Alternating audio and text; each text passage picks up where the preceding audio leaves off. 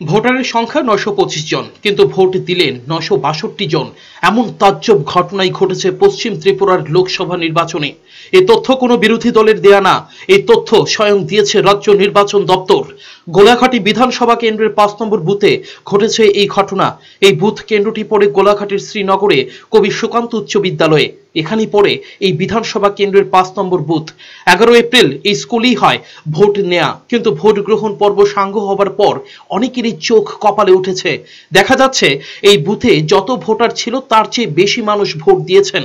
এই বুথে ৯২৫ ভোটারের মধ্যে ৪৭৯ জন পুরুষ ভোটার এবং ৪৪৬ জন মহিলা ভোটার ছিলেন। কিন্তু ভোটের হিসাব মেলাতে গিয়ে দেখা যায় পুরুষ ভোট পড়েছে ৫৬৭টি এবং মহিলা ভোট পড়েছে ৩৯৫টি। সব মিলে ভোট পড়েছে ৯৬২টি। বাকি ৩৭টি ভোট কি তাহলে ভূতে দিয়ে গেল? ১০৫% ভোট পড়েছে ওই বুথে। ইভিএমে কিভাবে পড়লো অতিরিক্ত ভোট, জানাবে কি রাজ্য নির্বাচন দপ্তর? মুখ্য নির্বাচনী আধিকারিক সারা দেশের সামনে ত্রিপুরার নির্বাচনকে রীতিমতো এক হাসির পর্যায়ে পৌঁছে দিয়েছেন এখানকার নির্বাচন দপ্তর।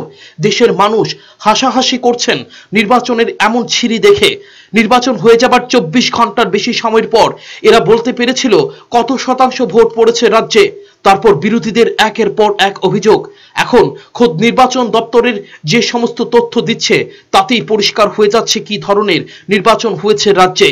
রাজ্যের রাজনৈতিক বিশেষজ্ঞরা জানাচ্ছেন ৯১ সালের ভোটে নাকি এমন বেশ কিছু কেন্দ্রে ত্রিপুরাতে ভোটারের চাইতে বেশি ভোট পড়েছিল। আবার সেই ইতিহাস ফিরে এলো গোলাঘাটিতে।